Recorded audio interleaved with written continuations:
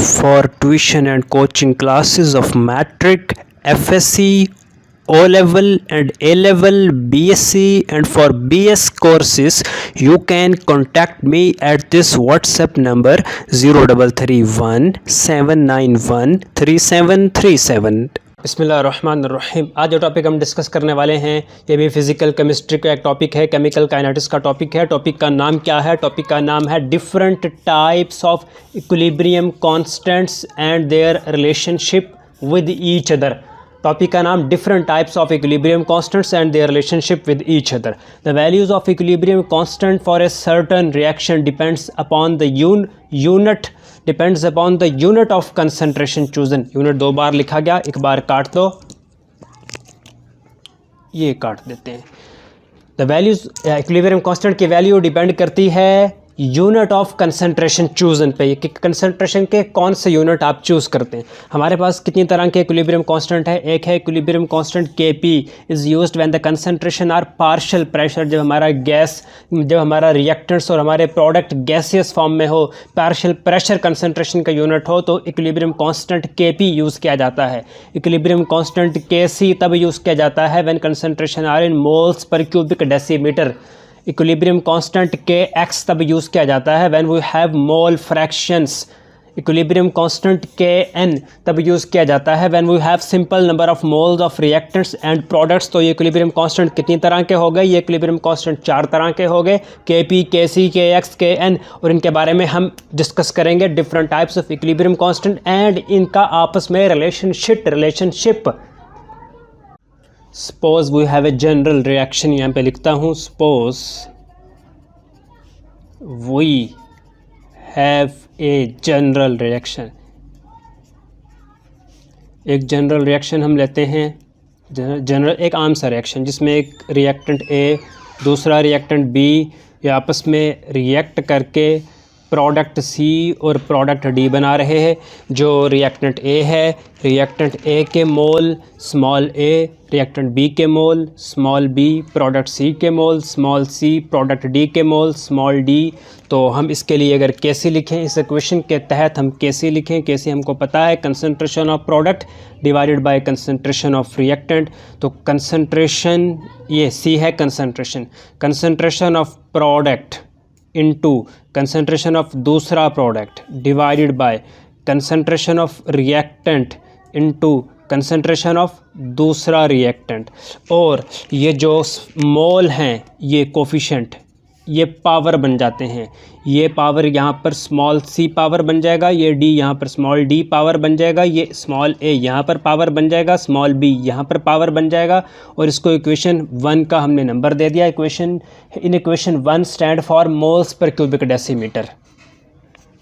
Equation 1 stands for mole per cubic decimetre. तो हम यहाँ पे लिखेंगे इन इक्वेशन 1 C, जो कैपिटल C है, कैपिटल C, ये वाला C, ये वाला C, ये C और ये C stands for moles per cubic decimetre. ये कंसंट्रेशन का यूनिट है।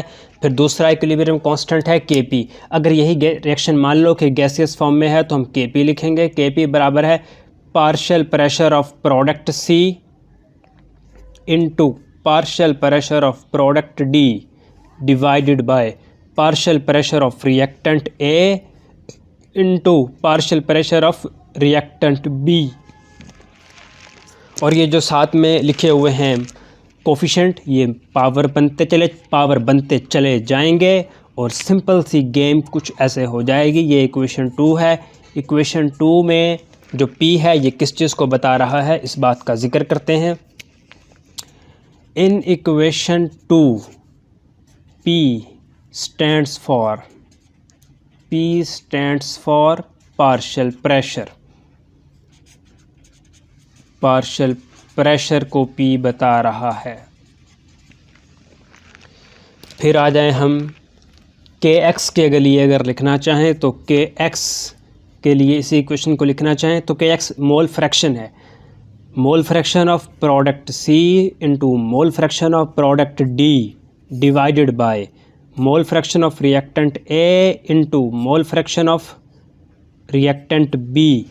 और ये जो साथ में पावर्स ये जो कोफिशेंट हैं, ये वाले कोफिशेंट जो रेड कलर से मैं लिख रहा हूँ, ये साथ में क्या बनते चले जाएंगे, ये पावर बनते चले जाएंगे। और ये हमारे पास एक और इक्वेशन 3 आ गई। इक्वेशन 3 में कैपिटल एक्स किस चीज़ को डिनोट कर रहा, in equation 3 capital x stand for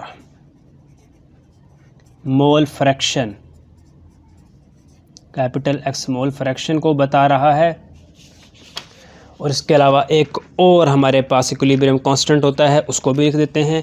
और ये एक और इक्विलिब्रियम कांस्टेंट है, ये क्या है, Kn is equal to number of moles of product C into number of moles of product D divided by number of moles of reactant A into number of moles of reactant B। और जो यही बिल्कुल power बनते चले जाएंगे, C small d small c small a और small b। और ये हमारे पास इक्वेशन 4 बन गई। इक्वेशन 4 में स्मॉल n किस चीज़ को रिप्रेजेंट कर रहा है, in equation 4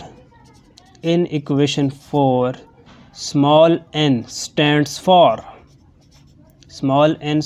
for number of moles of reactants and number of moles of product.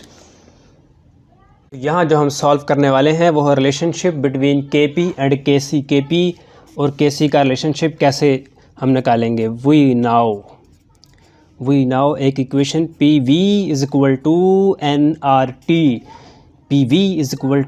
nRT, तो हम इसको यूँ भी लिख सकते हैं, P के साथ स्मॉल i डाल दें V, n के साथ स्मॉल i डाल दें RT, और इसको हम इक्वेशन का नंबर 1 दे देते हैं। इसको भी इक्वेशन नंबर 1 अलॉट कर देते हैं। और इसमें ये जो स्मॉल i है, स्मॉल i इज़, ये क्या है, is the name of any one of the component. जो कोई भी कंपोनेंट है उसका नाम, यानी कंपोनेंट ए हो सकता है, कंपोनेंट बी हो सकता है, कंपोनेंट सी हो सकता है, कंपोनेंट डी हो सकता है, इनमें से कोई भी कंपोनेंट हो सकता है। तो हमने उसको आई से, स्मॉल आई से रिप्रेजेंट कर दिया। तो इसी इक्वेशन 1 को हम यूँ भी लिख सकते हैं, P I is equal to NIRT divided by V. तो ये दूसरी इक्वेशन बन गई। इसको इक्वेशन 2 का नंबर अलॉट कर देंगे। और यहाँ पर एक चीज़ याद रखें कि जब मोल्स ऑफ एनी कंपोनेंट, यानी मोल्स को वॉल्यूम से डिवाइड कर दिया जाए तो ये कंसंट्रेशन बन जाती है। क्या बन जाती है, concentration in moles per cubic decimetre. तो इस इक्वेशन को इक्वेशन 3 का नंबर दे देते हैं, पुट 3 इन 2। इक्वेशन 3 को 2 में पुट कर देंगे तो इक्वेशन 2 बन जाएगी PI is equal to, equation 2 में इस NI और V की जगह पे हम क्या लिख देंगे, CI लिख देंगे RT। ये इक्वेशन बन जाएगी। इसको इक्वेशन 4 का नंबर अलॉट कर दिया जाएगा। और इक्वेशन 4 में जो चीज़ें हैं इनको डिस्कस कर लेते हैं। PI इज़ पार्शल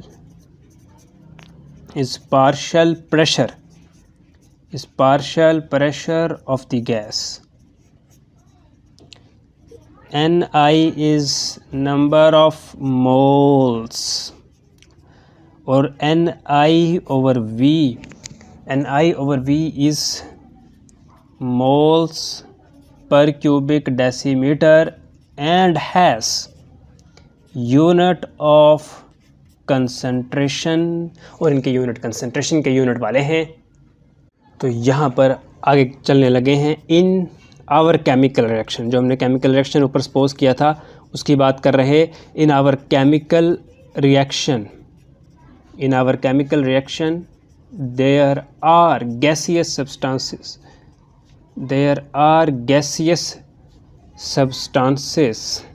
यहाँ पर गैसियस सब्सटेंसेस हैं। एस ए जो कि रिएक्टेंट था, बी जो कि दूसरा रिएक्टेंट था, सी एंड डी जो कि प्रोडक्ट है। ये सारे गैसियस चीज़ें हैं अकॉर्डिंग टू इक्वेशन 4।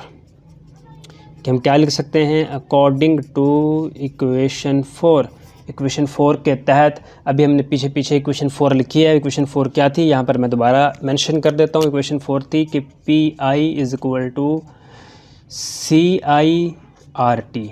ये थी इक्वेशन 4 और इसमें आई क्या था, स्मॉल आई। ये small I A B C और डी थे। तो इक्वेशन 4 के तहत हम ये लिख सकते हैं कि अब आई की जगह पे ए लिख दिया, सी आई की जगह पे ए लिख दिया आर टी, पी अब आई की जगह पर बी लिख दिया, सी यहाँ जो स्मॉल आई है इसकी जगह पर बी लिख दिया क्योंकि ये आई रिप्रेजेंट कर रहा है कंपोनेंट ए बी सी और डी को।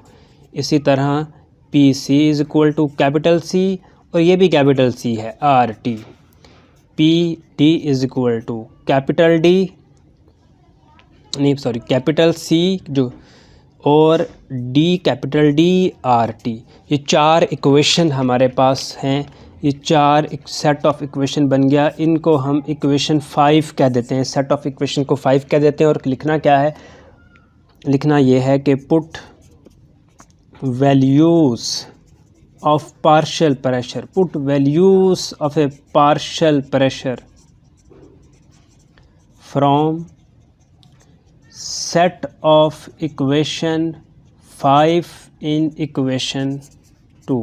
इक्वेशन 5 से इन वैल्यूज़ को उठाकर इक्वेशन 2 में पुट करो। इक्वेशन 2 क्या थी, हमने पीछे पीछे बनाया है कि इक्वेशन 2 क्या थी। मैं आपको दिखाता हूँ, ये वाली इक्वेशन 2, इस इक्वेशन 2 में इसको हमने पुट कर देना है। इस इक्वेशन को हम दोबारा भी लिख सकते हैं। यहाँ पर इक्वेशन 2 हमारे पास थी K P is equal to P C raise to power C into P D raise to power small D divided by P A raise to power small A P B raise to power small B. ये थी equation 2।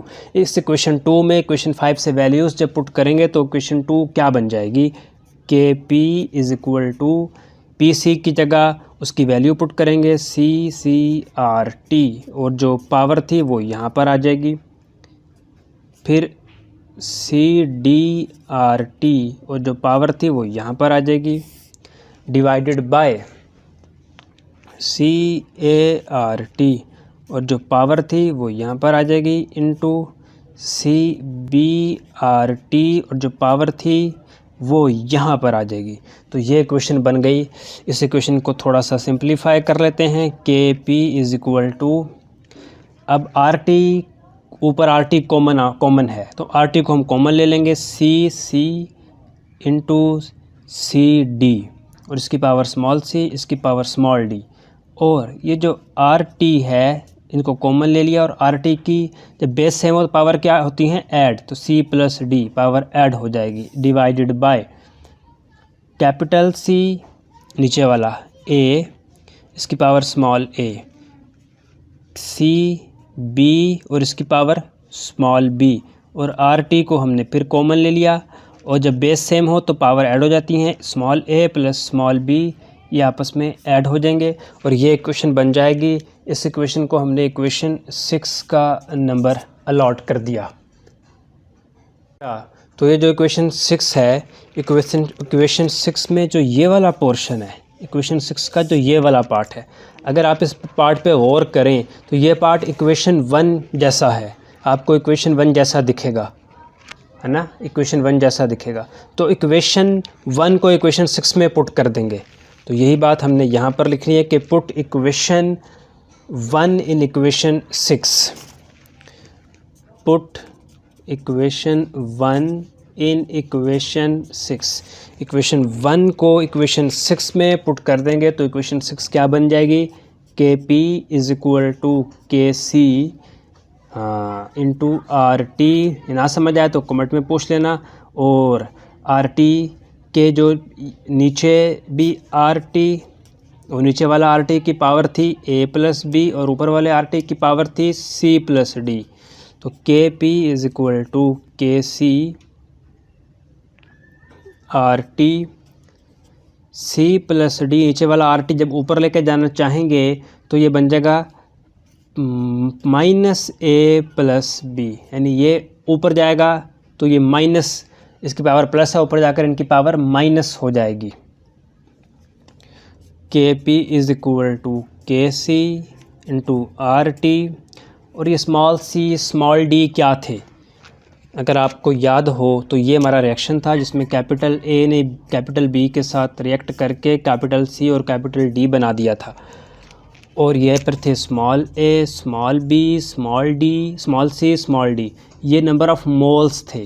तो small C plus small D ये number of moles हैं product के, small A small B ये number of moles हैं reactant के। तो हमने इनको ऐसे लिख दिया, के P is equal to K C into R T, और N P minus N R, N P minus N R ये बराबर है number of change of moles. तो डेल एन इसकी जगह पे लिख दिया, और ये इक्वेशन 7 का इसको नंबर दे दिया। ये इक्वेशन 7 एक रिलेशनशिप आ गया between K P and K C. In equation 7 del n is the difference, del n is the difference of number of moles of product NP and number of moles of reactant and number of moles of reactants NR, यानी कि N P minus N R ये बराबर है del N के।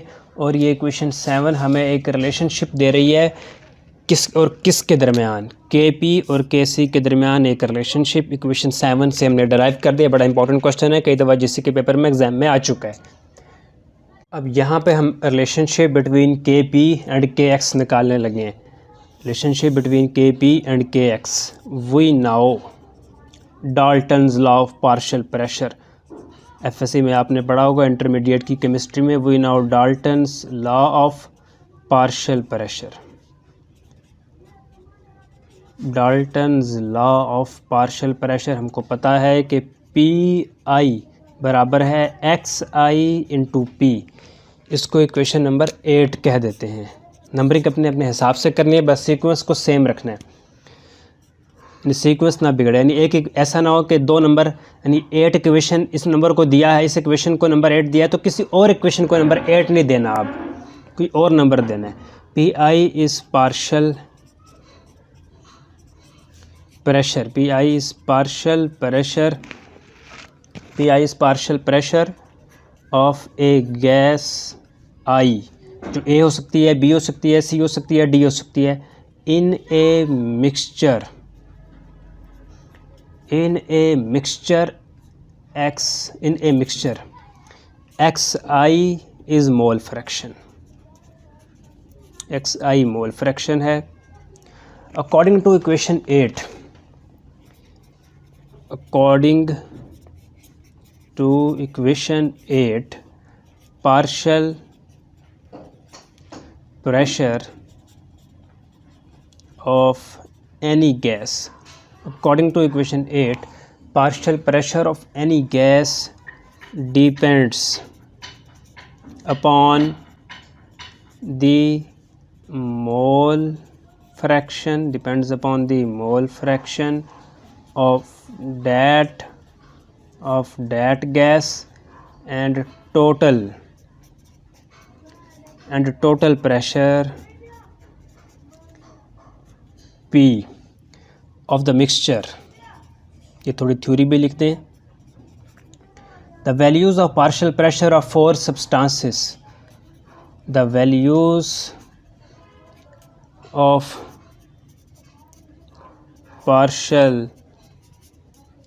pressure of 4 substances, that is एक substance A है, दूसरा B है, तीसरा C है, चौथा D है, और इनकी जो वैल्यूज़ हैं वो हमने ये बनाई हुई हैं कि इनकी वैल्यूज़ हम यहाँ पर लिख देते हैं। P A is equal to X A into P, इस इक्वेशन 8 के तहत P B is equal to X B into P, P C is equal to X C into P, P D is equal to X D into P. ये equation बन गई। तो इस set of equation को equation 9 का number allot कर दिया गया। अब करना क्या है, अब इक्वेशन 9 को इक्वेशन 2 में पुट करना है। इक्वेशन 2 हमारे पास कहाँ पर है, अगर आपको याद हो तो इक्वेशन 2 मैंने ये बनाई थी इक्वेशन 2, मैंने कहाँ पर बनाई थी, यहाँ पर, ये इक्वेशन 2 है। अब इक्वेशन 9 की वैल्यूज़ को इक्वेशन 2 में पुट कर देना है। यानी इक्वेशन 9 की जो पी ए की वैल्यू है, पी बी की वैल्यू है, पी सी की वैल्यू है, पी डी की वैल्यू है, इन वैल्यूज़ को उठाकर इक्वेशन 9 में से इक्वेशन 2 में पुट कर देना है। यहाँ पर लिखा putting values of equation 9 in equation 2। तो इक्वेशन 2 क्या बन जाएगी, K P is equal to X C, values खुद पुट करके देखेंगे तो समझ आएगी। उसकी power small C into X D into P power small D divided by X A into P power small A into X B into P power small B.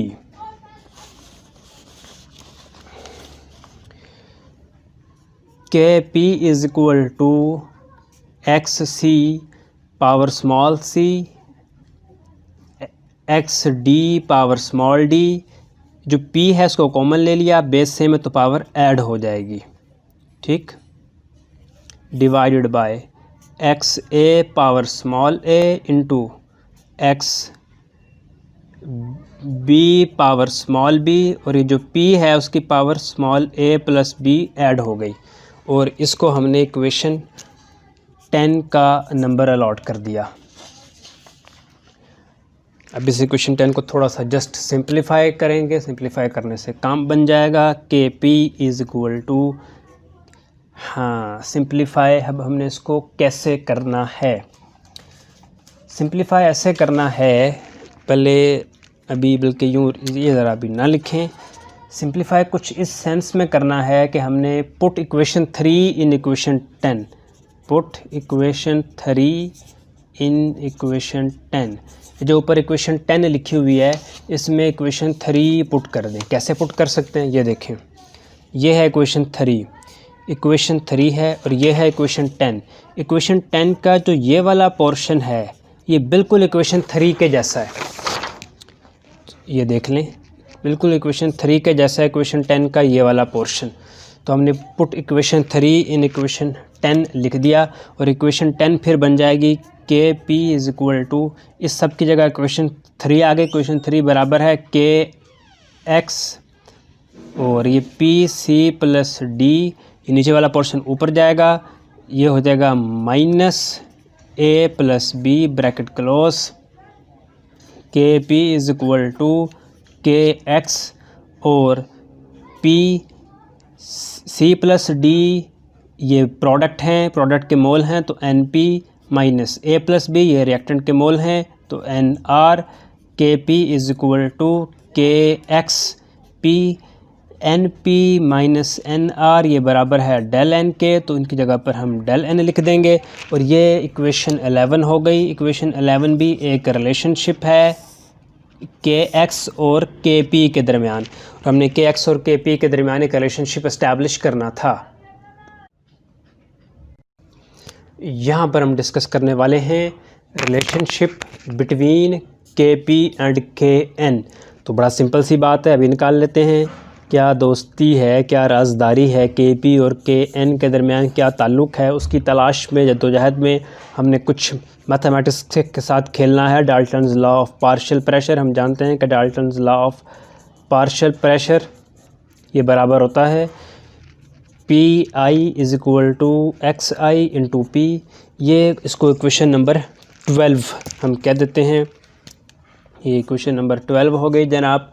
तो यहाँ से ज़रा एक्स आई को अलग कर लीजिए, एक्स आई हो गया, एक्स आई किसके बराबर होता है, एक्स आई बराबर होता है, यहाँ से नहीं अलग करना, सॉरी, एक्स आई बराबर होता है number of moles individual component के divided by total number of mole, और इसमें जो कैपिटल एन है, कैपिटल एन है total number of mole, total number of moles of reactants and products, और स्मॉल एन आई ये क्या है, नंबर ऑफ़ मोल्स, ये भी नंबर ऑफ़ मोल्स है, ये number of moles of component I है, यानी कंपोनेंट किसी एक कंपोनेंट के मोल को एन आई से रिप्रेजेंट करेंगे, और टोटल नंबर ऑफ़ मोल्स को कैपिटल एन से हम यहाँ पर रिप्रेजेंट कर रहे हैं। ये इक्वेशन 13, इसको इक्वेशन 13 का नंबर अलॉट कर दिया गया, put 12 in 13, put equation 12 in equation number 13। Equation 12 को उठाकर इक्वेशन 13 में पुट कर दो, तो इक्वेशन 13 पुट 12 इन 13। हाँ क्या करना है भैया, नहीं 13 इन 12 यूँ आना चाहिए ना। हाँ ये थोड़ी सी गड़बड़ होगी। Put equation 13 in equation 12। Equation 13 को उठाकर इक्वेशन 12 में पुट करेंगे तो इक्वेशन 12 कुछ ये बन जाएगी, पी आई एक्स आई की जगह पर हम N I over capital N और ये पी लिख देंगे, तो ये इक्वेशन 14 बन गई। इक्वेशन 13 को इक्वेशन 12 में हमने पुट कर दिया, इक्वेशन 14 बन गई। As we have 4 gaseous components, as we have 4 gaseous components, हमारे पास 4 गैसियस कंपोनेंट हैं। कौन कौन से अभी देख लेते हैं। अब आई की जगह पर पी ए, एन आई की जगह पे P A divided by capital N into P, एक ये हो गया, पी बी ये दूसरा हो गया, N B over capital N P, और तीसरा ये हो गया P C is equal to N C P over N, और P D is equal to N D P over N. ये 4 हमारे पास सेट बन गया। इन चारों का जो सेट है इसको हमने इक्वेशन 15 का कह दिया। ये जो चारों का सेट बन गया इसको हमने इक्वेशन 15 कह दिया। अब इक्वेशन 15 को इक्वेशन 2 में पुट करना है, तो इक्वेशन 2 में क्यों पुट करना है भाई, ये देख लेते हैं। इक्वेशन 2 में अगर आप देखें तो ये इक्वेशन 2 है। इक्वेशन 2 में P C, P D, P A और पी बी की वैल्यूज़ लिखी हुई हैं, तो हमने यहाँ से P A, P B, P C, P D उठाकर इक्वेशन 15 से इक्वेशन 2 में पुट कर देनी है। कहेंगे पुट इक्वेशन 15 इन इक्वेशन 2, तो इक्वेशन 2 बन जाएगी K P is equal to N C. ये खुद आप पुट करेंगे अपने हाथ से तो फिर समझ आएगी। P raise to power C N D divided by N P raise to power small D divided by N A over N P small A N B over N P small B. Values put करने से ये चीज़ बन गई, के P is equal to. अब इसमें जो common है वो पी ओवर एन, ये कॉमन हम ले सकते हैं, इसको हम कॉमन आउट कर सकते हैं। तो यहाँ बनेगा एन सी जिसकी पावर स्मॉल सी है इंटू एन डी जिसकी पावर स्मॉल डी है डिवाइडेड बाय एन ए जिसकी पावर स्मॉल ए है, एन बी जिसकी पावर स्मॉल बी है, और ये p डिवाइडेड बाय n, ये हमने कॉमन आउट कर लिया, और पावर इसकी c प्लस डी और जो नीचे वाले फैक्टर की a प्लस बी। समझ आई। एक स्टेप ज़रा मैंने थोड़ा डायरेक्ट कर दिया, घबराना नहीं है, मुझसे कमेंट्स में पूछ लेना है। अगर आपने शुरू से वीडियो को अच्छी तरह देखा होगा तो आपको वीडियो बड़ी ज़बरदस्त तरीके से समझ आने वाली है। अच्छा जी, अब यहाँ पर क्या करो, ये इक्वेशन 16 बन गई। अब पुट 4 इक्वेशन 4 इन 16, इक्वेशन 4 को इक्वेशन 16 में पुट कर दो, तो के पी बराबर हो जाएगा K N P over N, N P minus N R. हम थोड़ी चीज़ें हम डायरेक्ट कर रहे हैं क्योंकि अब आप आदी हो गए, अब आपको समझ आने लगी है कि गेम कैसे चलती है।